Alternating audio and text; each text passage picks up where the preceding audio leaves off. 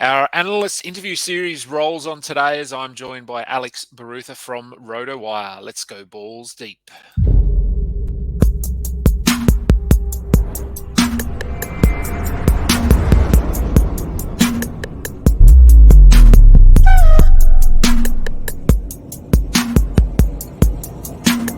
I could bet all of the riches that I ever had.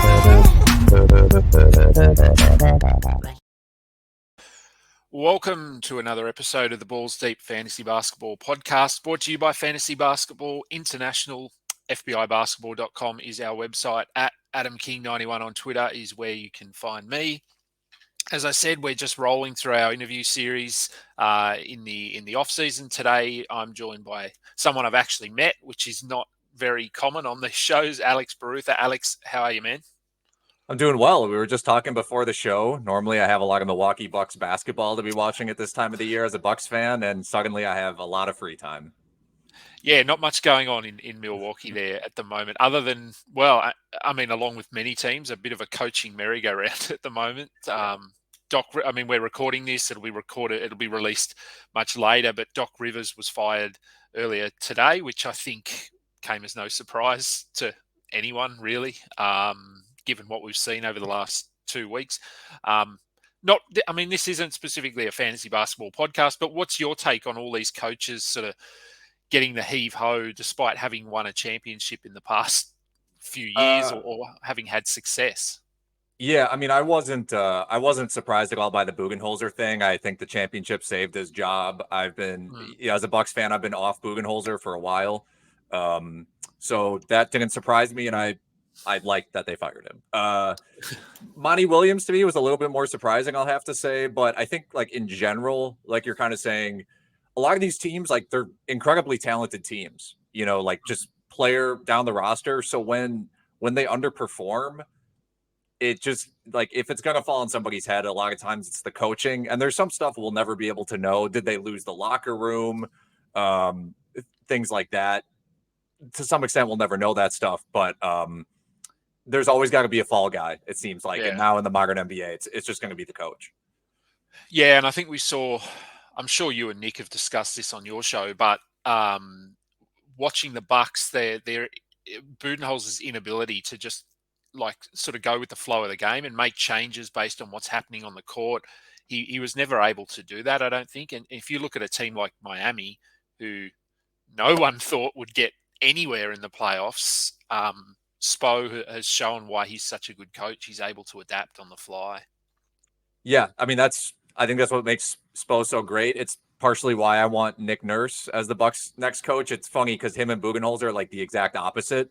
Budenholzer has his system. It's rigid. He never changes. He has ultimate belief in it. Nick Nurse will micromanage every possession, every quarter of every game.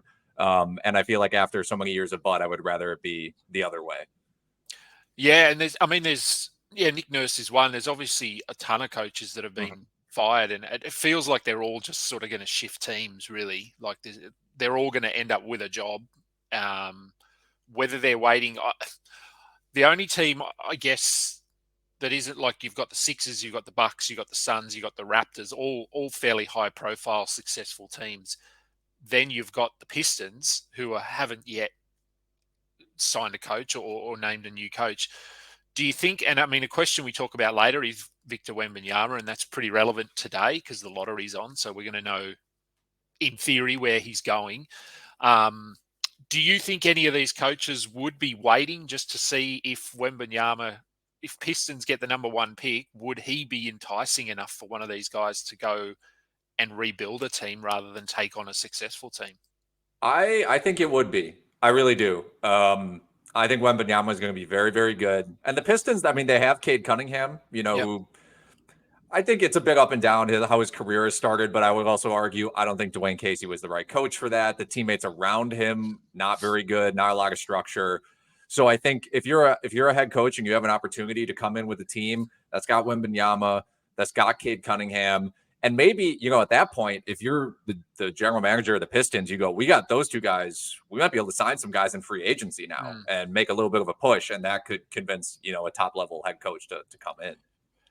Yeah, that's right. And I mean, Pistons got a couple of good rookies this season just Mhm. gone as well, who performed pretty well. So it's not all doom and gloom. I was sort of, I mean, we're sort of shuffling around a bit here, but might as well talk about Wembanyama while we're sort of Sure. on the topic. So looking ahead in terms of fantasy, we are going to know where he's going, but I don't think that makes a huge difference as to where we draft him in fantasy next year. Where are you based at the moment? It's still very early, but where are you sort of looking at hoping to be able to get him in drafts? And then where do you think his ADP falls? So it's interesting because rookies almost always get drafted too early, almost always, because people are excited to have them, whatever reason. Everybody wants to call their shot, right? I want this rookie because I think he's going to be this good. Yeah, Um, when Benyama, I would love to get him in. I think the third round. I would love to get him there. I think he'll probably go in the second round, to be honest with you, because I think people are going to, and we're all going to write about this. But to me, it's like bare minimum, I think he has defensive player of the year upside, like year one. Like I think he could average 2.5, 3 blocks, maybe a steal, stealing a half. Just the length is crazy. And yeah, if you're doing that from a fantasy basketball perspective, your ceiling is, or excuse me, your floor is so high already. Like we've seen guys mm, like Walker Kessler, for example, when he finally started, just the blocks and rebounds alone were vaulting him way, way up the fantasy yeah, basketball rankings. So you add in, like, even if he averaged 15 points a game, 9 rebounds, efficient shooting, a couple threes, few assists, like pretty pedestrian numbers, he could still end up being very much worth like a fourth round pick with those relatively minimal numbers. yeah. I think I mean we've done a few comparisons on other shows, and I look back because I remember I had Carl Anthony Towns in his rookie season, Yeah. and he was sort of I think he was 18 and 8 with like 1.5 threes, or no, not even that. I think maybe he was under a three, but he had 1.8 blocks, which I think was almost his career high. Yeah. But 2 assists, like it was nothing huge, and he was a top 25, top 30 player, something like that in his rookie season. So, I mean, there's nothing there that I don't think Wembanyama can do. Right. I just pulled this up. You were right. So he averaged 18 and 10, 2 assists, 1.7 blocks, 54% from the field. Only hit half a three per game Yeah. his rookie year, ranked 18th in 8 cat per game. So Mm. I think, yeah, I mean, if you're thinking Wembanyama offensively can be that, which would not be surprising. Maybe a little more 3 point tilted, not as much field goal percentage guy, but and then you Yep. start adding up, 2 blocks. I mean, people are going to draft him second round, I think. Yeah. Yeah. Yeah. And most of the same. I think like I'd love to be able to get him around pick 35, something 30, 35, but I think he's going to go in the Mhm. teens, early 20s. Um, and I mean, some people are going to reach into the first round, let's be honest. Just Probably. as you said, just to get him and say, hey, I've got him on my team. So we'll see. We'll know tonight where he's going to go. Have you got a preferred landing spot for him? So I get we talk about this a lot, like on the podcast and everything. Yeah, I actually kind of like it's so they don't deserve to get him, but I would love to see him in Charlotte yeah, because I think him and LaMelo would be like must see TV. I think I don't know if they'd be good, but I think it would be ridiculously entertaining. And they could resign Miles Bridges. That's a whole different thing. But they were mm, good when they had him. And again, you get Wembanyama, maybe you get free agent. They got Rozier, they got Hayward, obviously never healthy, but whatever. They could be very good right out of the gate and super fun. they could actually. Yeah, they're probably them. Orlando, I wouldn't mind seeing him in Orlando as well, but Mhm. Yeah, obviously they're not two of the top teams, but the percentages aren't that different. And yeah, look, Miles Bridges. I mean, obviously what he did, we don't need to go into all of that. No one agrees with it. No one probably don't agree that he should be playing again, but he probably will play again. And he was good, and Celtics were much better with him on the floor. Both um, him and Lamelo had really good yeah, chemistry on the floor. We saw that, and they've now got Mark Williams as well in there, and so I agree. I think Hornets would be a lot of fun. So on to what we actually are meant to be talking about on the show, which is away from the fantasy basketball court. So for you, working for Rotowire, I know you've been there for quite a while now. I think I first got in with Rotowire I don't know, it was like 6 years ago or something, and you were there then. So you've been there longer than that. Um, so I guess for you, was moving into journalism, sports journalism, whatever it is, was that always the plan, or was this something you fell into sort of via another path? So I didn't start that much later than you. I started at Rotowire in 2016 as an Okay. intern. So you and I about the same time. Uh, sports journalism wasn't necessarily the plan. I was a communications major, which is very vague and could, like, you can just go into a lot of different stuff. But I was in a sports media class. I actually wrote one of my papers on the NBA lockout, like mixtapes that people were creating Yeah. on YouTube. So I was obviously interested in that. And then there was a seminar for like sports media careers. And I was like, well, I got nothing better to do. So I'll pop in, see what careers are. I'm about to graduate. Like, it's my last semester. So it's like, well, I have nothing to Yeah. do immediately after this class. Might as well pop in. And Rotowire was there. Okay. And they said, we're looking for basketball interns. Provide us a writing sample. I just wrote a Milwaukee Bucks season preview, turned it in. They're like, we like it. I started as an intern and have just been working there since. Yeah, and so so I know your role from when I first met you, which was 4 years ago, to now, your role has changed slightly. So you're now NBA editor, aren't you? So you're overseeing the NBA. So that's from both a fantasy and a reality sort of standpoint? Yeah, so it's a chief NBA editor at Rotowire. So for me, it's a lot more. I'm in basically a managerial role, Yeah. and in addition to, a lot of content creation and a lot of editing. Like, I email you when I need, if I'm like, I need outlooks written and stuff like that. Like, I'm the guy who emails that. And yeah, so for me, it's a lot of top level stuff, like editing notes for player news updates. And I assign a lot of the content, and I do media and podcasts and all that different stuff. And that can be fantasy focused, gambling focused. The podcast gets a little more. We don't talk as much fantasy as we probably should on most episodes of the podcast, but yeah. Oh, look, I mean, anyone who's into fantasy can take any podcast really and translate it into fantasy just based Mhm. on what people are talking about. And so you and Nick obviously run or do that show a couple of times a week, and then sadly we can't get it here, but you do an NBA show on Sirius XM or whatever that's called. We can't get that here, which I'm really annoyed with. But that's something you do pretty regularly, isn't it? Nightly almost. Yeah, so we got to deal with the NBA XM channel. So the official NBA channel, they wanted Nick and I to do a half-hour betting show. So before the game starts, so like 7 to 7:30 Eastern time, like a betting preview for the games. It was a weird time to start. We started during the last week. We started during tanking week. So we were trying to give out picks for like, I like, Theo Maladon over 7.5 assists. Lock it in, Yeah. But now that we're in the playoffs, it's a little easier. But yeah, we're doing that now. Yeah. So I've had a bit of a mix, like with people that I've spoken to. Some the basketball thing is a full-time job, which it is for you, and then others it's for myself, it's a hobby that's sort of just gone a bit too far, and we have day jobs. So I guess for me, basketball, doing my fantasy stuff is a bit of a break or Yeah.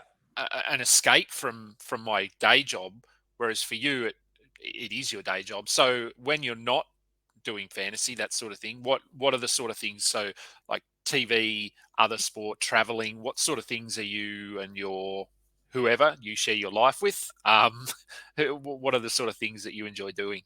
Yeah, that's a good point you bring up, because there are those days where, I work 8-9 hours, and then if I were to commit to that life of like working 8-9 hours and then watching all the games all the time, I would have no life. Like, I would just be watching basketball all the time. And to an extent, like, I do love doing that, but I can still catch up on games later. stuff like League Pass. You can go back and watch anyway. But yeah, I enjoy. I still a hobby I can't break is I love playing video games. There's I like a lot of single player games. I don't know how much you play video games. For people listening, like I like a lot of the like Red Dead Redemption, Elder Scrolls type games. I also play a lot of Rocket League, which is like a competitive sort of esport to kind of fuel like my competitive, when I'm not actually playing real basketball. I enjoy playing real basketball. I play every Monday with guys from Rotowire. It's like half Rotowire, half non-Rotowire guys. Do a lot of that. TV, movies. Yeah. Yeah.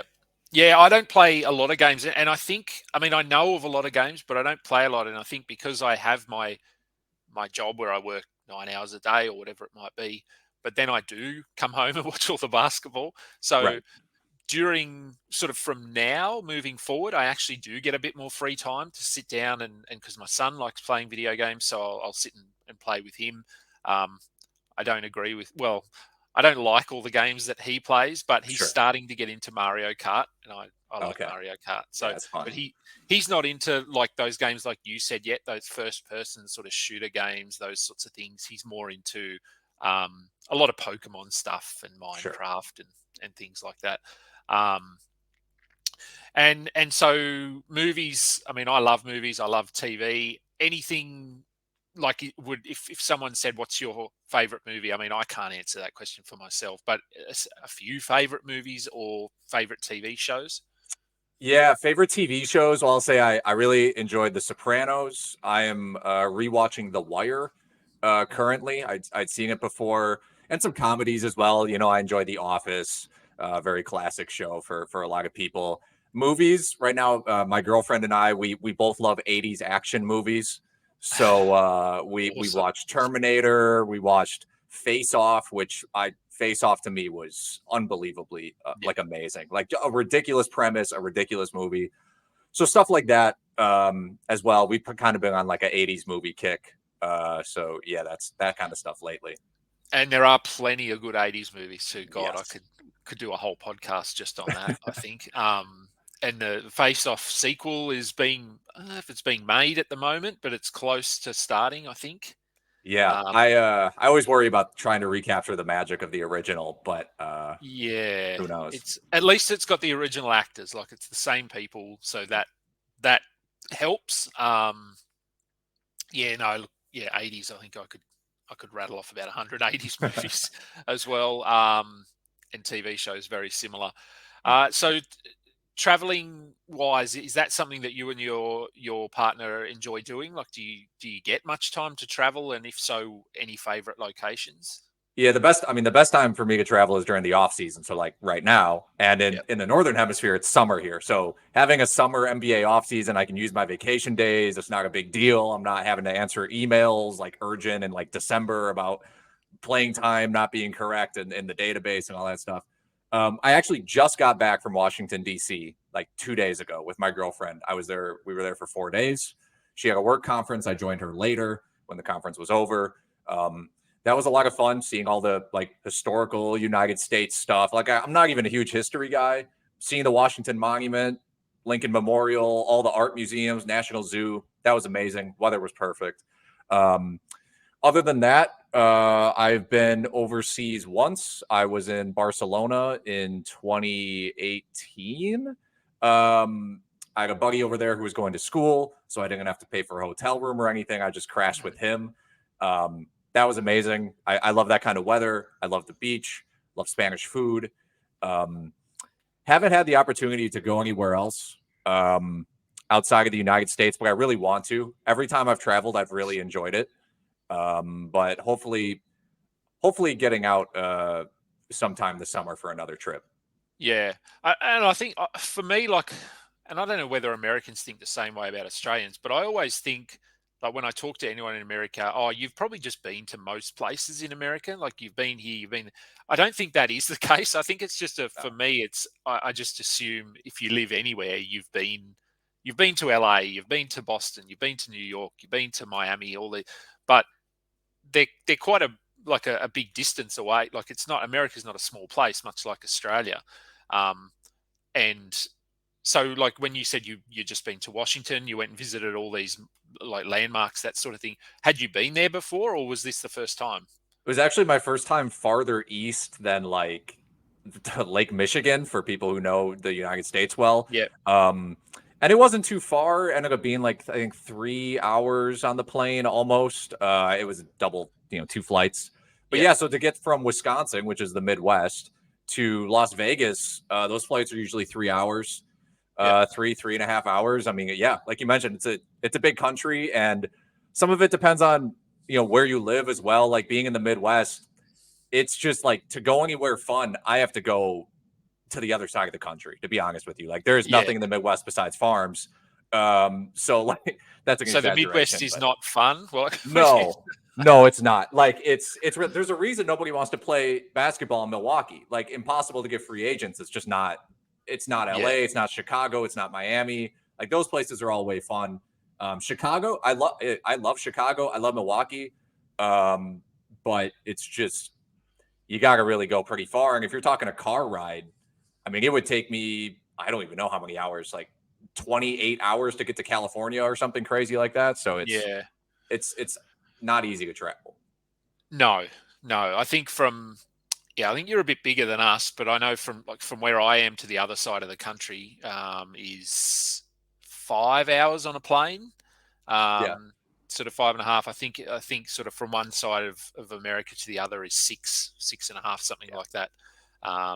So yeah, not an easy trip by any means, and especially if you're driving. And I don't know what you call it gas over there, we call it petrol here, but the prices here for petrol or gas are ridiculous at the moment. So it's almost cheaper to fly than drive. Yeah, it's tough. I mean, if you have a really fuel efficient car, like if you're driving a Prius or something, it's not that Yeah, big of a deal. But I don't. I drive like an SUV.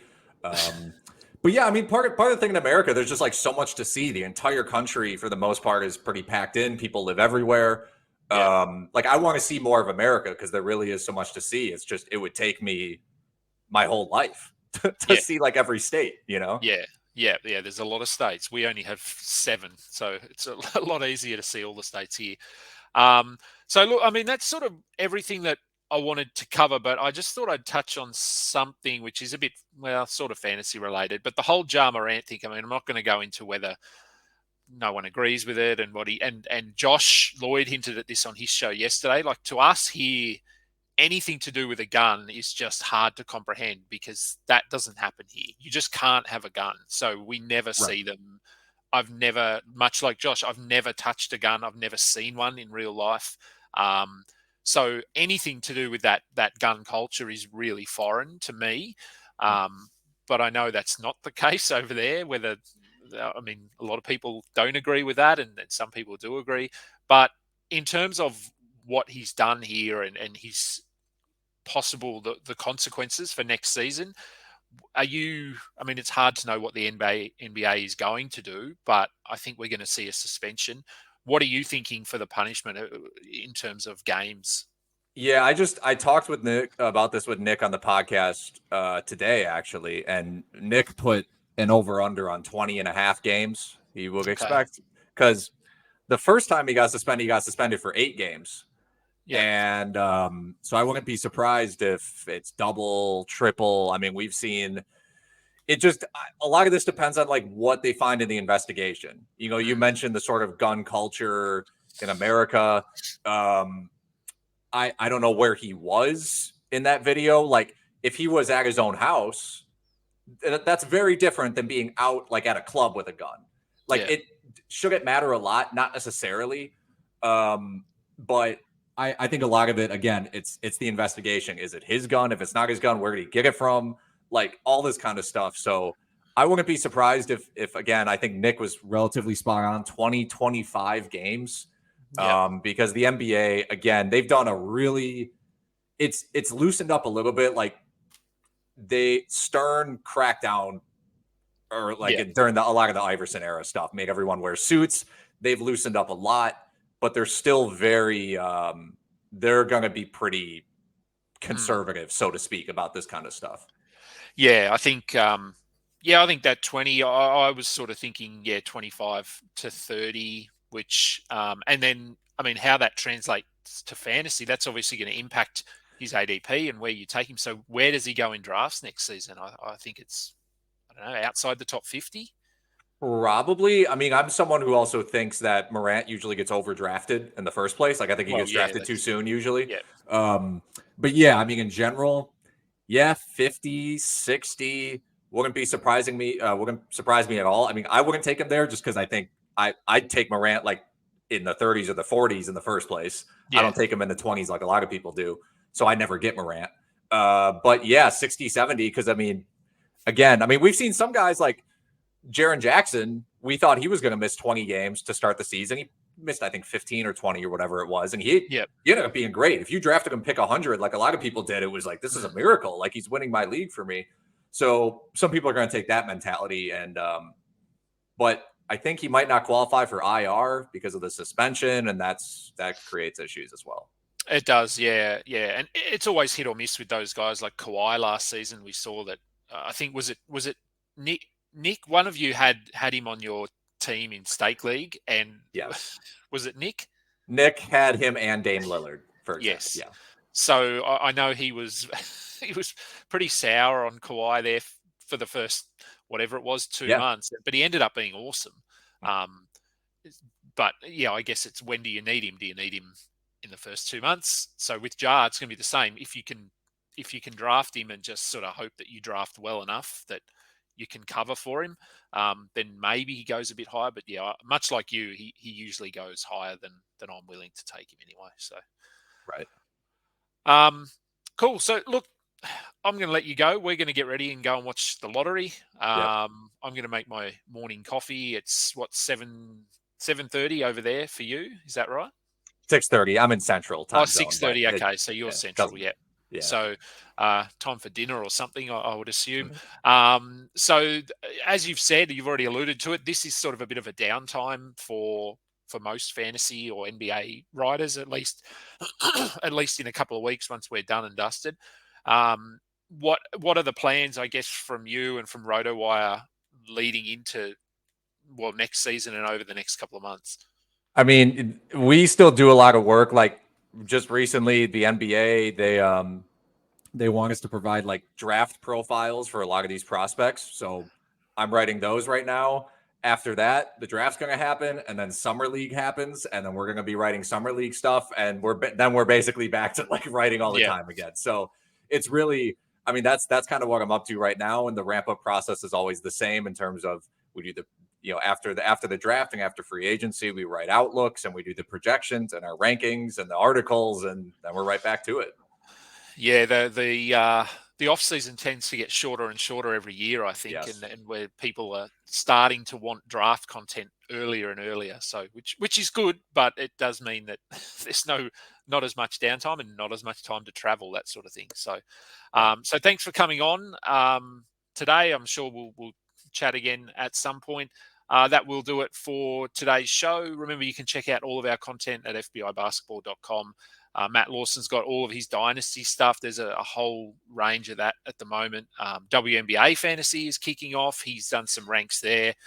So if you are desperate for fantasy and you want to have a go at WNBA, hit him up. I know we're running a few leagues at FBI. You can follow us on Spotify, Google Podcasts, and Apple Podcasts. Subscribe to our YouTube channel. Give us a thumbs up. Until next time, catch up. You just listened to another episode from the Fantasy Basketball International Podcast Network. Thanks for joining us. And for more information about joining our community, please check out our website at fbibasketball.com.